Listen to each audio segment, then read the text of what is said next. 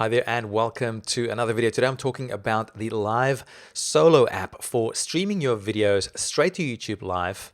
This time around, it takes it a notch up, and we're going to be explaining to you exactly how to use this app properly and another tip that could totally revolutionize your video content creation.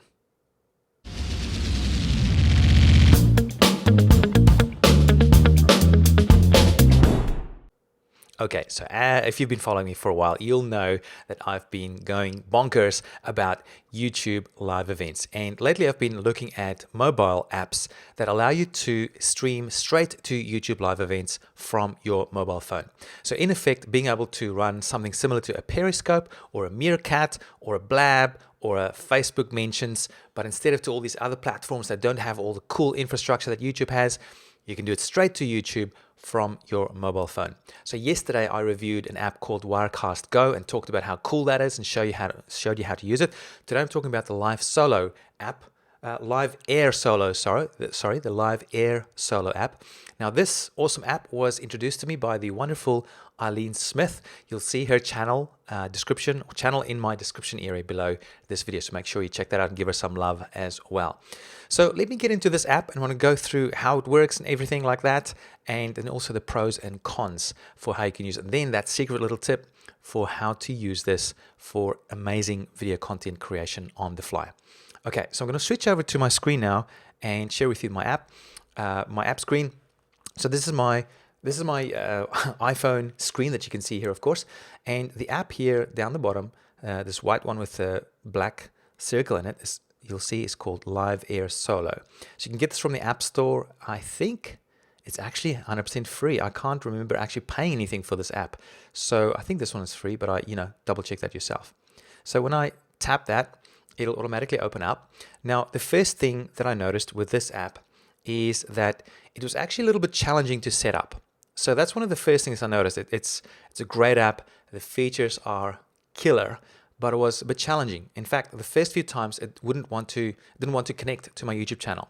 So if that happens to you, just try it again. Just close the app down again and try again until it connects. Once it's connected, that problem goes away forever. So just keep that in mind. But anyway, this is what it looks like. That's the interface.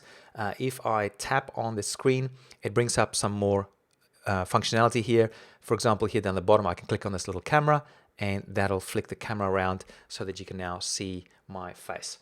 Now, what's interesting here, you probably won't be able to appreciate it watching from your end, but the difference here already between this app and Wirecast Go is that the video that we're seeing here is a mirror image of me. So when I turn my head left on the video camera, my head's actually turning to the right. So let me show you. So my head's now turned to the left like that. See how it's not actually doing what I want it to do. But anyway, it's going it's going unintuitively the wrong way around. So that's the first thing. It makes it a little bit funny to be on screen, but that's nothing to worry about in a big way. Okay, so there's some features there. This thing is just full of features in terms of helping you stream live straight to YouTube. So I'm just going to touch on some of them and show you how cool it is. The main things for helping you stream live to YouTube. Okay, so there's some minor little, some cool little features here, like this one here. If this looks like the volume, and if you click on that, you can muck around with the color, and stuff like that. I'm not quite sure what all these things mean. I guess it's a little bit for color correction. You can use that. I'm just going to click on cancel for now and then tap on the screen again. You can zoom in on a shot that you have. So for example, I can just zoom in now and zoom into my face if I wanted to, which is, I guess it's quite cool if you want to zoom into a video, or you can just hit this little refresh button and that'll zoom back out again. It also always shows you the sound here on the bottom right. And that's quite interesting. This is one little trick that I learned. The always on button here, when you have that selected as always on, that basically means when you're streaming other video clips, your audio for your original stream will always stay on as well. So even if you stream another clip, which I'll show in a second, which is one of the cool features, you can still talk over it. Or you can turn it off. If you don't want your voice to be heard, you just tap this button and now it changes to only if live. See the next to the little audio thing? So I'm going to keep it on, always on, because I like, the idea of having essentially B-rolls streaming in while I talk over them. Okay, so let me show you how to do that. So there's some cool things. So the way to operate this is basically by swiping either. So when you swipe up or down, ooh, I didn't want to do that. Let's just refresh that. Okay, go back again. But if you swipe to the, I know that's because I've got the zoom still selected. So I've just unselected that. But basically when you swipe to the left, you get some very interesting features here. This here on the left that you see is a bunch of video clips that I can pull in that's sitting on my phone. So essentially what I can do with this is I can have either B-rolls coming in, over the whole screen, or I can have an intro clip, or I can have a lower third pop in with transparent background. I haven't tested that with transparency, but you can do really amazing things. Like very similar to what I'm doing with today's call, you can pull in your audio. I mean your intro. So for example, if I go here, I already have my intro programmed in. It's this one here, and if I tap on that now, it'll automatically start playing it. So you guys can't hear it, but you can see it there playing. How cool is that? And once it's finished, I just flick back to my face again. How cool is that? I can have little segues, for example. It just does a quick little segue between content pieces and back onto my face again. And I can even have images, or here's actually a video clip. For example, this is a B-roll here. What's cool here is I can turn off the sound now of this little clip while I'm talking over it. And so while this is streaming, people can still hear my voice, but they can see the other clip that's being played. How cool is that? And back onto my face again. So that little feature there is incredibly useful for running very engaging little live events through your mobile phone. Now, yesterday when I did the Wirecast Go app, you might have heard me talk about how Wirecast is awesome, it's really simple, but you can't pull in videos yet. I'm hoping they will add that in the future. But with this one, you can. You can pull in images, you can pull in video clips, which makes it really awesome. Whatever is sitting on your phone, which is really, really awesome for creating engaging video content. There's some other little features here that I want to show you. You can also do, if you swipe to the left, see there's a different menu structure that comes up here, and this is for overlays. So they've got some other ones here. There's one from there, some sort of a transparent overlay. You can turn them on and off by just tapping them. Here's another one, which you can't see, but it's just on the top left here. It's their logo, but it's going to turn that off. But you can add your own one as well. For example, if I tap on here, add, and I can add images, custom text, a scoreboard, a title. It's pretty cool. Let's do the title actually. Let's see. You can choose color. I like the blue one, and you can move it around on the screen. I can now just go done. You can put I didn't put my name in there, but you can of course do that. So let's just see what that looks like. So that looks quite nice. Imagine my name and maybe my Twitter handle is in there. Okay, so what's else? You can add an image, add say a little watermark. Let's see, there's one here. I used this yesterday. So I've just selected that and click on done. That'll add the image now. So if it's selected, okay, so that's obviously too big now. So what I can do is if I hold my finger on that image on the right, it goes into this menu structure, and then I can pinch and zoom out. Imagine this is my logo file now, and then pop it wherever I want it. If I go done now, that'll move it in there, and you'll see there it is. Boom. How cool is that? That is just awesome. Okay, so this is not the most awesome example of logo that I've used there, but it gives you an idea of how you can do that too. You can be very flexible here with how you set up your little live streams using mobile. So let's see what else is there. So that's pretty cool. So overlays, you can do the video, pull in the video, you can control the audio and the video here and the video camera. There's some extra settings here, which I'm, to be honest, not 100% sure how that works. I think if you change the camera, if I change it to the other camera, the front camera, and I go back here, you get a ton more settings for your camera. So like focusing in, auto balance, white balance, all this sort of stuff. So it gives you a lot of control over your camera when you're doing live streams. It doesn't seem to work for the FaceTime camera. You don't get all those same settings, but anyway, it's pretty cool.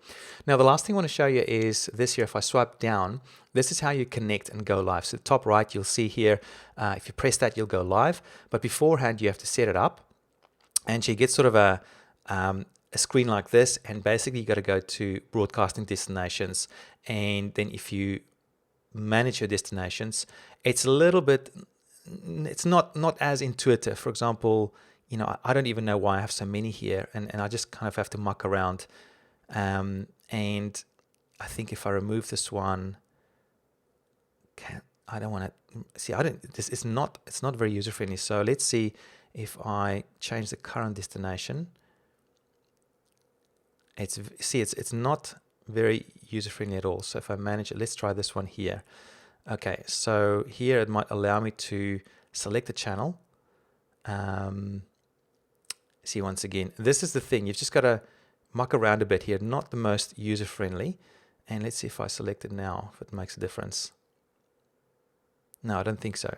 Oh, there it is. Okay, so that's interesting. That's showing the 2 live events that I've got programmed in on my channel at the moment. And I can select one now and basically start streaming there. Obviously, I'm not going to do it right now because I'm streaming live right now. One of them, actually one that's not listed there at the moment. So these are 2 other ones that I have programmed in already. But as you can see, so that you've got all the functionality there, but it's not as user-friendly, which is a little bit unfortunate, but you get to figure it out. So the key thing is you've got to set up your live events inside YouTube first, and then connect with it with your app here afterwards. And then once you've connected it, you can just select it and boom, go live. Once you've got it selected and queued in, you just hit this go live, this red go live button, and you are ready to rock. Now, pretty cool app, right? I think it's an amazing app for streaming live. There's some drawbacks with it, which I don't like, and maybe they'll fix this or improve on it in the future. One is that you don't see how many viewers you've got at any one time, which is pretty annoying. That's quite nice to know that you have an audience watching you while you're doing something live. With the Wirecast Go app, it does show you instantly how many people you've got on the call. You also can't see any comments from the user interface, from the screen, right? There's no place for comments. So that's kind of annoying as well. It'd be nice to see that there's comments, even though you might not access them or process them on your screen. It's nice to see that they're coming in. Easy way to fix that is to use something like another iPad or computer screen to check the comments while you're streaming through your mobile app. So that's fixable. But it is nice, kind of nice to see how many people are streaming live, are watching you live, especially when you're out and about and you're not in front of a computer, you don't have another iPad to check comments and this sort of thing.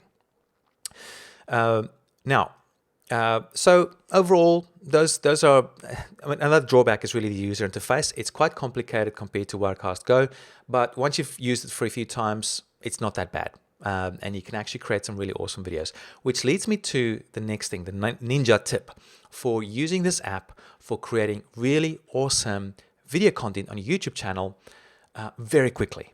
All right, so my whole life mission for the last few years has been to completely get rid of post-production for video.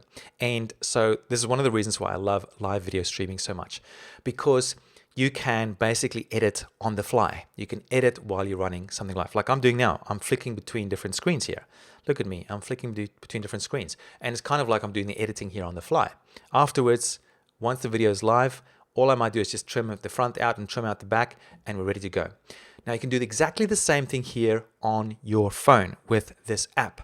So even though you might not use it as particularly as a live streaming app, what you can do is you can use this as a massively cool content creation machine to help you get content out really quickly, and not just a little video of you talking, but also a video of you where you bring in a cool professional looking intro or a logo animation. You have a lower third happening, you have B-rolls happening, you pull in images.